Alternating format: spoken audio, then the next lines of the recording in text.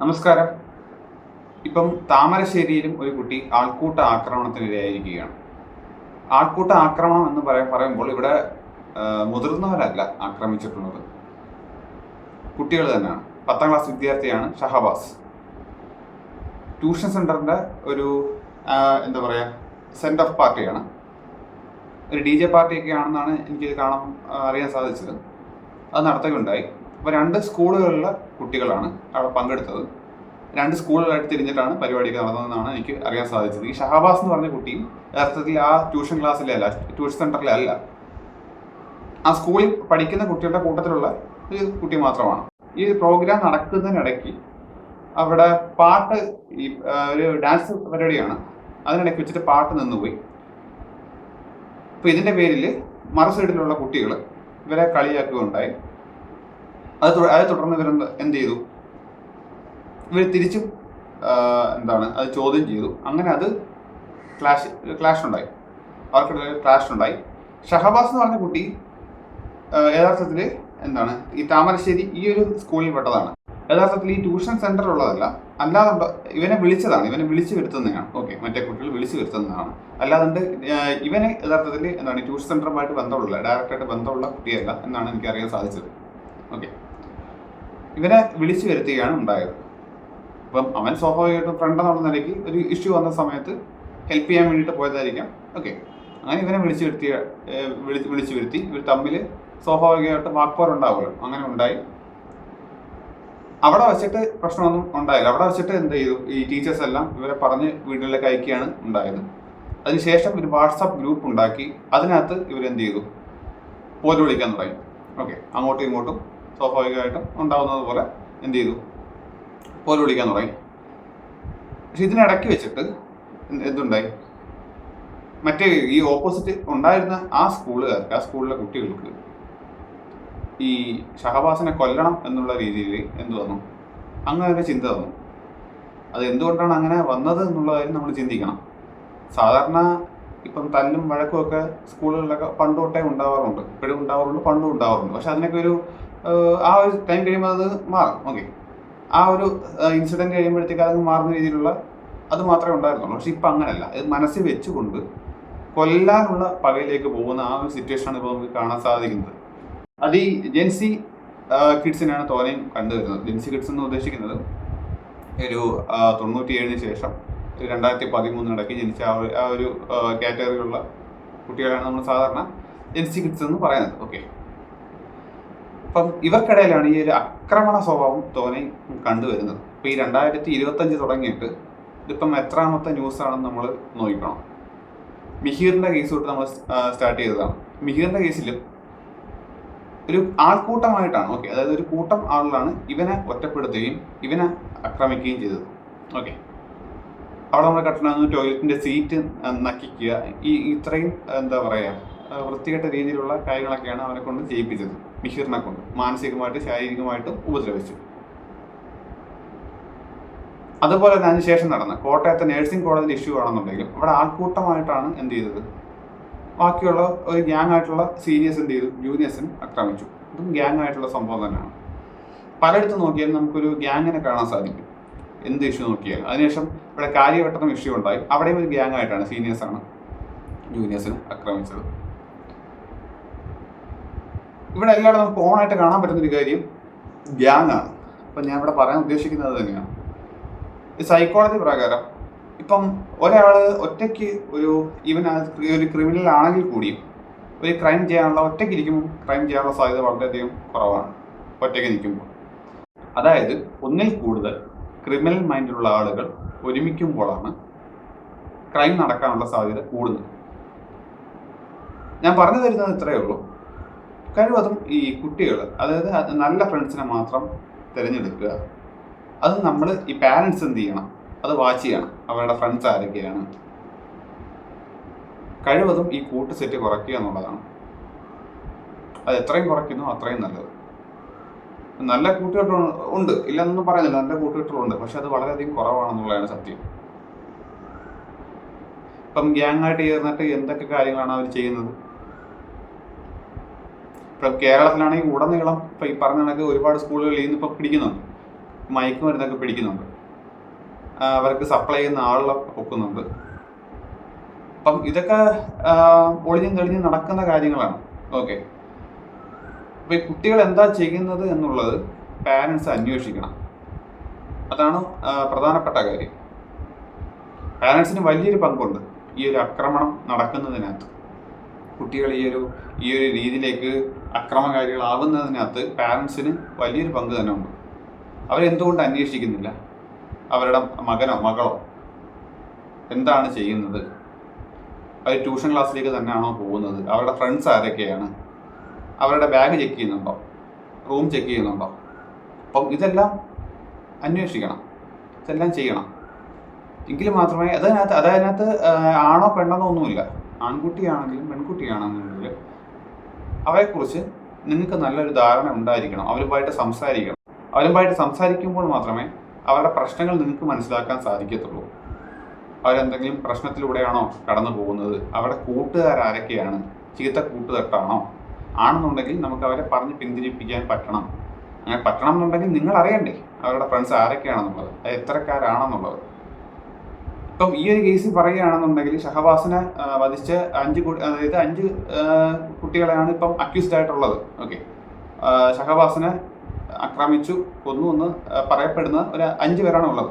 ഈ 5 കുട്ടികളിനകത്തുള്ള ഒരാളുടെ ഫാദർ എന്ന് പറയുമ്പോഴത്തേക്കും TP വധക്കേസിലെ പ്രതിയുടെ കൂടെ അയക്കുന്ന ഫോട്ടോ ഒക്കെ വന്നിട്ടുണ്ടായിരുന്നു. അപ്പം അങ്ങനൊരു ബാക്ക്ഗ്രൗണ്ടിൽ നിന്ന് വന്നൊരു പയ്യനൊക്കെയാണ്. ഓക്കെ, അതാണ് ഞാൻ പറഞ്ഞത്. അപ്പം അങ്ങനൊരാളുടെ മകൻ എങ്ങനെയായിരിക്കും? എന്തെങ്കിലും പുണ്യാളാകാൻ വഴിയില്ല. ഓക്കെ, അത് വളർത്തു ദോഷം തന്നെയാണ്. അപ്പം അതാണ് പറഞ്ഞത്. നിങ്ങളുടെ മക്കളുടെ ഫ്രണ്ട്സ് ആരൊക്കെയാണെന്ന് നിങ്ങൾ അറിഞ്ഞിരിക്കണം. അവരെന്ത് ആക്ടിവിറ്റീസാണ് പുറത്ത് ചെയ്യുന്നതെന്ന് അറിഞ്ഞിരിക്കണം. അവർ വെറുതെ അഴിച്ചു വിടരുത്. അത് നിങ്ങൾ ചെയ്യുന്നത് വലിയൊരു വലിയൊരു തെറ്റ് തന്നെയാണ്. സമൂഹത്തിന് ശല്യമായിട്ടുള്ള പൊതുശല്യമായിട്ടുള്ള കുറേ കുട്ടികളെ വളർത്തിയെടുക്കുകയാണ് നിങ്ങൾ ചെയ്യുന്നത്. അത് തെറ്റാണ്. അറിഞ്ഞിരിക്കുക അവരെന്തൊക്കെയാണ് അവർ ചെയ്യുന്നത്. അവർ പറഞ്ഞ് മനസ്സിലാക്കുക എന്തൊക്കെ ചെയ്തുകൂടാ. ഇപ്പം ഇവിടുത്തെ കേസ് പറയുകയാണെങ്കിൽ അവൻ ഷഹബാസിനെ ആക്രമിച്ചത് നഞ്ചക്ക് വെച്ചിട്ടാണ്. നഞ്ചക്ക് എന്ന് പറയുന്നത് ഒരു മാരകായുധമാണ്. ഓക്കെ, ഈ സാധനം കൈ കൊണ്ട് നടക്കാൻ പാടില്ല, കൈവശം വെക്കാനും പാടില്ല. അത് അംഗീകൃതമായിട്ടുള്ള ഇപ്പം കരാത്തെ കണക്കുള്ള മാർഷൽ ആർട്സ് പഠിപ്പിക്കുന്ന ആളുകൾക്ക് മാത്രമേ, അല്ലെങ്കിൽ പരിശീലനം ചെയ്യുന്നവർക്ക് മാത്രമൊക്കെ അത് കൈവശം വെക്കാൻ പാടുള്ളൂ എന്നൊക്കെയാണ്. അതും അവർക്ക് ഈ പറഞ്ഞതുപോലെ പബ്ലിക്കായിട്ട് കൊണ്ടുപോകാൻ പാടില്ല. ഇപ്പം വടിവാളോ അല്ലെന്നുണ്ടെങ്കിൽ എന്തെങ്കിലും മാരകായുധങ്ങൾ, ഇരുമ്പ് തണ്ടോ ഒന്നും കൊണ്ട് നമുക്ക് പോകാൻ പറ്റത്തില്ല, വാഹനത്തിനകത്ത് വെക്കാൻ പറ്റത്തില്ല. സെയിം അതേ കണക്ക് തന്നെയാണ് നഞ്ചക്കും. ഇതൊരു മാരകായുധമാണ്. മുമ്പും ഒരു ഇഷ്യൂ വന്ന സമയത്ത് അത് മാരകായുധത്തിൻ്റെ ലിസ്റ്റിൽ പെടുത്തിയിട്ടുള്ള സാധനം തന്നെയാണ് നഞ്ചക്കെന്ന് പറയുന്നത്. ഓക്കെ, അപ്പം ഇതിനകത്ത് ഒരു കുട്ടി ഇട്ടൊരു വാചകമാണ്. ഇത് എല്ലാവരും കൂടെ ചേർന്ന് ചെയ്തേയില്ലേ, നമുക്കതിൽ കേസൊന്നും വരത്തില്ല. അതൊരു വലിയ മണ്ടത്തരം തന്നെയാണ്. ഓക്കെ, BNS പ്രകാരം വലിയ ഒരു കുറ്റം തന്നെയാണ് സംഘം ചേർന്ന് ആക്രമിക്കുക. ഓക്കെ, അതിന് വലിയ പണിഷ്മെന്റ് തന്നെ ഉണ്ട്. അത് അവൻ്റെ അറിവില്ലായ്മ കൊണ്ട് അതിനകത്ത് പറഞ്ഞിരിക്കുകയാണ്. ഒറ്റയ്ക്ക് ഒരാൾ ആക്രമിക്കുന്ന പോലല്ല, ആക്രമിക്കുകയോ അതിനകത്ത് മറ്റേ ആൾ കൊല്ലപ്പെടുന്നത് പോലല്ല സംഘം ചേർന്ന് ആക്രമിക്കുന്നത്. അത് വലിയൊരു കുറ്റം തന്നെയാണ്. പിന്നെ വേറൊരു കാര്യമുണ്ട്, അവന് കുറ്റം പറയാനും പറ്റത്തില്ല. ഇപ്പം കണ്ടില്ലേ, അവർക്ക് പരീക്ഷ എഴുതാനുള്ള അനുമതി കൊടുത്തിരിക്കുകയാണ്. ഇന്നിപ്പം ഒരു എക്സാം എഴുതിയെന്ന് തോന്നുന്നു. പിന്നെ ഇത് കാണുന്ന പുതുതലമുറയ്ക്ക് അത് നല്ല പ്രചോദനം തന്നെ ആയിരിക്കും. ഓക്കെ, എന്തും ചെയ്യാം, ആരെയും കൊല്ലാം, എന്നിട്ട് പോലീസിൻ്റെ പ്രൊട്ടക്ഷനോടുകൂടി നമുക്ക് എക്സാം എഴുതാം, കുഴപ്പമില്ല. ഞാൻ മുന്നേ ഒരു വീഡിയോ ചെയ്തിട്ടുണ്ടായിരുന്നു. അതിനകത്ത് ഞാൻ വളരെ വ്യക്തമായിട്ട് പറയുന്നുണ്ടായിരുന്നു, കുട്ടികൾ ചെയ്യുന്നുണ്ട്. ഇപ്പം റാഗിങ് ചെയ്യുന്നുണ്ട്, അല്ലാതുണ്ട് മറ്റേ സ്കൂൾ കുട്ടികളാണെന്നുണ്ടെങ്കിൽ അല്ലാത്ത രീതിയിൽ എന്ത് ചെയ്യുന്നുണ്ട്, ബുള്ളിങ് ചെയ്യുന്നുണ്ട്, ആക്രമിക്കുന്നുണ്ട്. മിഹിറിൻ്റെ കേസിലൊക്കെ ഞാൻ മറക്കരുത്. കാരണം അവർക്കറിയാം ഇവിടെ കാപ്പ കേസിൽ കാപ്പ ചുമത്തിയിട്ട് അകത്ത് കിടക്കുന്ന ആൾ എന്ത് ചെയ്യുന്നു, ജാമ്യത്തിൽ ഇറങ്ങി പുറത്ത് വന്നിട്ട് വീണ്ടും കൊലയൊക്കെ ചെയ്തു, അങ്ങനെയൊക്കെ പോന്നു. അപ്പം അവർ ആലോചിക്കും, എടാ ഇവിടെ ഇത്രയും കാപ്പ ചുമത്തി അകത്ത് കിടക്കുന്ന ആൾ വീണ്ടും വന്നിട്ട് വീണ്ടും ക്രൈം ചെയ്യുന്നു, സുഖമായിട്ട് നടക്കുന്നു, പിന്നെ എന്തുകൊണ്ട് നമുക്ക് കഴിക്കൂടാ? അവരും മണ്ടന്മാരൊന്നും അല്ലല്ലോ, അവർക്കും കുറേ കാര്യങ്ങളൊക്കെ അറിയാം, കേരളത്തിൽ എന്താണ് നടക്കുന്നതെന്നുള്ള കാര്യം അവർക്കറിയാം. സിദ്ധാർത്ഥിൻ്റെ കേസ് സിദ്ധാർത്ഥിന് കഴിഞ്ഞ വർഷം നടന്ന കേസാണ്. ആ കേസിൽ എന്താണ് ഉണ്ടായത്? ആളുകളെല്ലാം ഒരു പാർട്ടി ബേസ്ഡ് ആയിട്ടുള്ള ആളുകളാണ്, ഈ കുറ്റവാളികളല്ല ആയിരുന്നു. അതുകൊണ്ട് തന്നെ അത് അവർ അമുക്കി. ഓക്കെ, അതിൻ്റെ പുറകെ പിന്നെ ഒന്നും പോയില്ല. ഒരു നീതി ലഭിച്ചോ എന്ന് ചോദിച്ചു കഴിഞ്ഞാൽ ഇല്ലെന്ന് തന്നെ പറയേണ്ടി വരും. ബാക്കിയുള്ള ആളുകളെല്ലാം മുങ്ങി. ഓക്കെ, ഇനി മുക്കി. അതിനെക്കുറിച്ചുള്ള പിന്നെ ഡീറ്റെയിൽസ് ഒന്നും വന്നിട്ടില്ല. ബാക്കിയുള്ള ആളുകളൊന്നും കണ്ടെത്താൻ സാധിച്ചു. അവരിപ്പോഴും അവിടെ പഠിക്കുന്നു. ഓക്കെ, കോളേജിൽ, യൂണിവേഴ്സിറ്റി, ആ ഒരു ക്യാമ്പസിൽ പഠിക്കുന്നുണ്ട്. അപ്പോൾ അതാണ് ഞാൻ പറഞ്ഞത്, ഇവിടുത്തെ നമ്മുടെ നിയമം കൂടെ സ്ട്രോങ് ആവണം. ബാക്കി ഇനി എന്തൊക്കെ ചെയ്തു എന്ന് പറഞ്ഞിട്ടും കാര്യമില്ല. പിന്നെ പാരൻറ്റിങ്, നെഗറ്റീവ് പാരൻറ്റിങ് പ്രധാനപ്പെട്ട കാര്യമാണ്. അത് ഞാൻ പല വീഡിയോയിലും പറഞ്ഞിട്ടുണ്ട്. പാരൻസിന് വലിയൊരു പങ്കുണ്ട് കുട്ടികൾ വഴിതെറ്റുന്നതിനകത്ത്. അവരുടെ കൂട്ടുസെറ്റ് വലിയ പ്രധാനപ്പെട്ട ഒരു കാര്യം തന്നെയാണ്. ഈ ഷഹബാസിന്റെ കേസൊക്കെ നമ്മൾ പറയുന്ന സമയത്തും ഷഹബാസ് എന്ന് പറഞ്ഞാൽ അവിടെ പഠിക്കുന്ന കുട്ടിയല്ല, പിന്നെ അവൻ എന്തിനവിടെ വന്നു എന്നുള്ള കാര്യം നമ്മൾ ചിന്തിക്കേണ്ട ഒരു കാര്യം തന്നെയാണ്. അവനെ കൊലയ്ക്ക് കൊടുക്കുകയല്ല ഉണ്ടായത്, അവൻ്റെ കൂട്ടുകാരൻ അവനെ വിളിച്ചുകൊണ്ട് പോയിട്ട്. അതെ, അവനെ കൊലയ്ക്ക് കൊടുക്കുകയാണ് ഉണ്ടായത്. അതാണ് ഞാൻ പറയുന്നത്, നമ്മുടെ കൂട്ടുസെറ്റ് ശരിയല്ല എന്നുണ്ടെങ്കിൽ ഒരാളെ നമുക്ക് അവനെ വിലയിരുത്താൻ പറ്റും. അവൻ്റെ കൂടെയുള്ള ആളെ നോക്കിയാൽ മതി. അവൻ എത്രക്കാരനാണ്, അവൻ ഏത് കാറ്റഗറിയിൽപ്പെട്ട ആളാണെന്ന് അവൻ്റെ കൂടെ നടക്കുന്ന ആളെ നോക്കിയാൽ നമുക്ക് മനസ്സിലാവും. അവൻ ഗുണ്ടയാണോ, ഇനി അവൻ അല്ല എന്തൊരു പ്രൊഫഷണലാണോ, അവൻ ആരുമായിട്ടൊക്കെ സമ്പർക്കമുണ്ടോ എന്ന് നോക്കിയാൽ മതി. അവൻ ആരുമായിട്ടൊക്കെയാണ് അവൻ റിലേഷൻഷിപ്പ് കീപ്പ് ചെയ്യുന്നത്, നെറ്റ്വർക്കിംഗ് ചെയ്ത് വെച്ചിരിക്കുന്നത്, അത് നോക്കിയാൽ നമുക്ക് മനസ്സിലാവും അവൻ ഏത് ടൈപ്പ് ആളാണെന്ന്. അതുകൊണ്ടാണ് ഞാൻ പറയുന്നത്, കുട്ടികളെന്ന് പറയുമ്പോൾ അവർ കുറ്റം പറഞ്ഞിട്ട് കാര്യമില്ല, അവർ ജഡ്ജ് ചെയ്യാനുള്ള കപ്പാസിറ്റി ഇല്ല. ഞാൻ പണ്ടേ പറഞ്ഞിട്ടുള്ള കാര്യമാണ്. ഓക്കെ, ഞാൻ പല വീഡിയോസിനകത്തും പറഞ്ഞിട്ടുണ്ട്. കുട്ടികൾ എന്ന് പറയുമ്പം അവർക്ക് ഒരാളെ ജഡ്ജ് ചെയ്യാൻ പറ്റത്തില്ല. ഓക്കെ, ഇത് ഇയാൾ നല്ലവനാണ്, ഇയാൾ ചീത്തയാണ്, അവൻ ചെയ്യുന്നത് മോശമാണ്. ഇല്ല, അവർ ഇമിറ്റേറ്റ് ചെയ്യുകയാണ് ചെയ്യുന്നത്. ഓക്കെ, നിർഭാഗ്യവശാൽ അവരുടെ ചുറ്റുമുള്ള ആളുകളെല്ലാം തലതിരിഞ്ഞ ആളുകളായിപ്പോയി നമ്മുടെ നാട്ടിലുള്ള ഭരണകൂടം ഉൾപ്പെടെ. അപ്പോൾ അതുകൊണ്ട് തന്നെ നമുക്ക് അവരെ നമുക്ക് കുറ്റം പറയാൻ പറ്റത്തില്ല. ചെയ്യാൻ പറ്റുന്നത് പാരൻസിന് എന്ത് ചെയ്യാം, പാരൻസിനും ടീച്ചേഴ്സിനും വലിയ പങ്കുണ്ട്. അവർക്ക് എന്ത് ചെയ്യാം, അവരെ നേർവഴിയെ നയിക്കാൻ സാധിക്കും. ടീച്ചേഴ്സ് എന്ന് പറയുമ്പോൾ ടീച്ചേഴ്സിൻ്റെ അടുത്ത് കുട്ടികൾക്ക് ഓപ്പണായിട്ട് വന്ന് പറയാൻ പറ്റണം എന്ത് കാര്യമാണെങ്കിലും. ഓക്കെ, എന്തെങ്കിലും ഫിസിക്കലോ മെൻ്റലോ ആയിട്ടുള്ള എന്തെങ്കിലും അബ്യൂസിങ് നേരിടുകയാണ് എന്നുണ്ടെങ്കിൽ അത് അറിയിക്കാനുള്ള സ്പേസ് അവർക്കിടയിൽ ഉണ്ടാകണം. ഇപ്പം ടീച്ചേഴ്സിന് കുട്ടികളെ പേടിയാണ്. ഓരോ ക്ലാസ്സിൽ കയറാൻ പേടിയുള്ള ടീച്ചേഴ്സ് ഉണ്ടെന്ന് പറയാൻ നിങ്ങൾ വിശ്വസിക്കൂ? എന്നാൽ ഉണ്ട്. ഇപ്പോഴും കേരളത്തിൽ ക്ലാസ്സിൽ കയറാൻ ഓരോ ദിവസം ടെൻഷനോടുകൂടി ക്ലാസ്സിൽ കയറുന്ന ഗവൺമെൻറ് ടീച്ചേഴ്സും അല്ലാതെയുള്ള പ്രൈവറ്റ് ടീച്ചേഴ്സും ഉള്ള നാടാണ് നമ്മുടെ. ഓക്കെ, വളരെ മോശമായിട്ടുള്ള രീതിയിൽ ടീച്ചേഴ്സിൻ്റെ അടുത്ത് ബിഹേവ് ചെയ്ത സ്റ്റുഡൻസ് ഇപ്പോഴും ഉണ്ട്. ഞാൻ പഠിക്കുന്ന കാലത്തും ഉണ്ട്. അവരെ അപമാനിക്കുന്ന രീതിയിൽ പെരുമാറുന്ന കുട്ടികളുള്ള, അതായത് തലതെറിച്ച കുട്ടികളുള്ള നാടാണ് നമ്മുടെ കേരളം എന്ന് പറയുന്നത്. നമ്മളിനി എത്ര സാക്ഷരത എന്തൊക്കെ പറഞ്ഞാലും ശരി തന്നെ. ഓക്കെ, അത് നമ്മുടെ കേരളത്തിന് കുറ്റം പറഞ്ഞിട്ട് കാര്യമില്ല. ഈ പറയുന്നല്ലോ, നമ്മളിപ്പം എല്ലാം പുതുതലമുറയെ പറഞ്ഞിട്ട് കാര്യമൊന്നുമില്ല. ഈ പഴയ നല്ല തലമുറ എന്ന് പറയുന്ന തലമുറയുണ്ടല്ലോ, അവര് ഉണ്ടാക്കിവിട്ട ആളുകൾ തന്നെയല്ലേ ഇത് ഈ പുതിയ തലമുറ എന്ന് പറയുന്നത്, ജെൻസി കിഡ്സ്. അപ്പം അവരുടെ വളർത്തുദോഷം കൊണ്ട് തന്നെയല്ലേ ഇവർക്ക് ഇത് സംഭവിച്ചത്. അപ്പം എല്ലാം പുതിയ തലമുറയെ പറഞ്ഞിട്ട് കാര്യമൊന്നുമില്ലല്ലോ. അതാണ് ഞാൻ പറഞ്ഞത്, ടീച്ചേഴ്സിനാണെന്നുണ്ടെങ്കിലും ഈ പറഞ്ഞതുപോലെ പാരൻസിനാണെങ്കിലും വലിയൊരു പങ്കുണ്ട് ഈ ക്രിമിനൽസിനെ ഉണ്ടാക്കുന്നതിനകത്ത്. ഓക്കെ, അതാണ് പറഞ്ഞത്. ടീച്ചേഴ്സിന് ഇപ്പം പറയാൻ പറ്റത്തില്ല എന്ന് വെച്ച് കഴിഞ്ഞാൽ, ടീച്ചേഴ്സിന് പണ്ടത്തെ രീതിയിലല്ല ഇപ്പം അവർക്ക് വഴിയെടുക്കാൻ പറ്റത്തില്ല. എന്തെങ്കിലും ചെറിയ ഇഷ്യൂ ഉണ്ടായി കഴിഞ്ഞാൽ അപ്പോഴേ ഇടപെടും. പാരൻസ് ഇടപെട്ടതിന് ശേഷം അവരെ വിലക്കും. പിന്നെ മാനേജ്മെൻറ്റുമായിട്ട് ബന്ധപ്പെട്ടതിന് ശേഷം അവർക്കെതിരെ ആക്ഷൻ എടുക്കും. അത് പൂർണ്ണമായിട്ട് തെറ്റാണെന്ന് ഞാൻ പറയുന്നില്ല. കാരണം ഞാൻ മുമ്പും ഒരു വീഡിയോക്കകത്ത് പറഞ്ഞിട്ടുണ്ട്, ഈ ടീച്ചേഴ്സിൻ്റെ ഭാഗത്ത് മിസ്റ്റേക്ക് ഉള്ള ടീച്ചേഴ്സ് ഒരുപാടുണ്ട്. കുറേ ടീച്ചേഴ്സ് അവരുടെ ഫ്രസ്ട്രേഷൻ മൊത്തം കുട്ടികളെ തല്ലുന്നതിനകത്തും വഴക്ക് പറയുന്നതിനകത്തും മാത്രം കോൺസെൻട്രേറ്റ് ചെയ്തിരിക്കുന്ന അങ്ങനെ കുറേ ടീച്ചേഴ്സ് ഉണ്ട്. അപ്പോൾ അതുകൊണ്ട് തന്നെ ഞാൻ അതിനകത്തധികം സ്ട്രെസ് ചെയ്യത്തില്ല. തല്ലാതൊന്നും കുട്ടികളെ നമുക്ക് നന്നാക്കാം ഒരു പരിധി വരെ. ടീച്ചേഴ്സിൻ്റെ കാര്യമാണ് ഞാൻ പറയുന്നത്. ഓക്കെ, അവരുടെ പല കാര്യവും ഇടപെട്ട് അതിന് പേഷ്യൻസും വേണം. നല്ല പേഷ്യൻസ് വേണ്ടുന്നൊരു ജോബാണ് ടീച്ചിങ് എന്ന് പറയുന്നത്. ഓക്കെ, ഈ ടീച്ചിങ് എന്ന് പറഞ്ഞാൽ നമ്മൾ ആ സിലബസ് പഠിപ്പിക്കുക എന്നുള്ളത് മാത്രമല്ല, ഈ കുട്ടികളുടെ സ്വഭാവ രൂപീകരണത്തിനും വലിയൊരു പങ്ക് നമ്മുടെ അധ്യാപകർക്കുണ്ട്. അതിനി സ്കൂൾ തലത്തിലാണെങ്കിലും കോളേജ് തലത്തിലാണെങ്കിലും. ഓക്കെ, ഗുരു എന്ന് പറയുന്നത് വെളിച്ചത്തിലേക്ക് നയിക്കുന്നവനായിരിക്കണം. ഓക്കെ, അത് ഈ പറഞ്ഞതുപോലെ അതിന് ഏത് തലങ്ങളിൽ നോക്കിയാലും ശരി തന്നെ. അതിപ്പം സ്കൂൾ കോളേജ് ഒന്നുമില്ല. പക്ഷേ നിർഭാഗ്യവശാൽ ഈ പറഞ്ഞതുപോലെ ഇപ്പം എന്തുകൊണ്ടോ ടീച്ചേഴ്സിനും കുട്ടികളിൽ നിന്നുള്ള ഒരു പിടി വിട്ടുപോവുകയാണ്. അവരെ കൊണ്ട് കുട്ടികളെ കൺട്രോൾ ചെയ്യാൻ പറ്റുന്നില്ല. അതിനുള്ള കാരണം ആരാന്ന് വെച്ചാൽ പാരൻ്റാണെന്ന് ഞാൻ പറയത്തുള്ളൂ. വളർത്തു ദോഷം തന്നെയാണ്. ഒരു കുട്ടിയുടെ സ്വഭാവം എന്തിനെ ബേസ് ഇരിക്കുന്നു എന്ന് വെച്ച് കഴിഞ്ഞാൽ അവൻ്റെ ചുറ്റുപാടിനെ ബേസ് ചെയ്തിരിക്കും. അവൻ എവിടെ ജനിച്ചു വളരുന്നു എന്നുള്ളതിനെ ബേസ് ചെയ്തിരിക്കും. അവൻ്റെ അച്ഛനും അമ്മയും എന്ത് സംസാരിക്കുന്നു എന്നുള്ളത് അവൻ കേട്ട് പഠിച്ചു വയ്ക്കും. ഇപ്പോൾ അവൻ്റെ അച്ഛനും അമ്മയൊക്കെ ടോക്സിക് ആയിട്ടുള്ള ആളാണെന്നുണ്ടെങ്കിൽ അവൻ്റെ വായിൽ നിന്ന് വീഴുന്ന ടോക്സിക് ആയിട്ടുള്ള കാര്യങ്ങൾ തന്നെ ആയിരിക്കും, അവൻ ചെയ്യുന്ന ടോക്സിക് ആയിട്ടുള്ള കാര്യങ്ങളായിരിക്കും. കൊച്ചു കുട്ടികൾ വരെ എനിക്ക് നേരിട്ട് അറിയാവുന്ന ആളുണ്ട്. കൊച്ചു കുട്ടികൾ വരെ ഈ പറഞ്ഞതുപോലെ ടോക്സിക് ആയിട്ടുള്ള വർത്തമാനം പറയുന്ന, റേസിസം പറയുന്ന കേട്ടാൽ വിശ്വസിക്കും. ഉണ്ട്, വളരെ കൊച്ചു കുട്ടികൾ. ഓക്കെ, ലൈക്ക് 1-ലോ 2-ലോ ഒക്കെ പഠിക്കുന്ന കുട്ടികളുണ്ട് പച്ചയ്ക്ക് റേസിസം പറയുന്നത്. നിങ്ങൾ പറഞ്ഞാൽ വിശ്വസിക്കൂ? ഓക്കെ, അത് അവന് എവിടുന്ന് കിട്ടുന്നത് ഞാൻ ചോദിക്കും. അത് ചോദിക്കുന്ന സമയത്ത് അവൻ പറയുന്നത് അവൻ്റെ അച്ഛൻ പറഞ്ഞു, ഓക്കെ അങ്ങനെയൊക്കെയാണ് പറയുന്നത്, അമ്മ പറഞ്ഞു. അതെ, അവൻ്റെ വീട്ടിൽ നിന്ന് കിട്ടുന്നതാണ്. അപ്പം ഈ പറഞ്ഞതുപോലെ നമ്മുടെ സമൂഹത്തിൽ അവൻ്റെ ഇപ്പോൾ ഒരു കുട്ടിയുടെ കേസ് എടുക്കുകയാണെന്നുണ്ടെങ്കിൽ അവൻ്റെ ചുറ്റുപാടിനെ വലിയ രീതിയിൽ അവൻ്റെ സ്വഭാവ രൂപീകരണത്തിന് എന്ത് സ്വാധീനം ചെലുത്താൻ പറ്റും.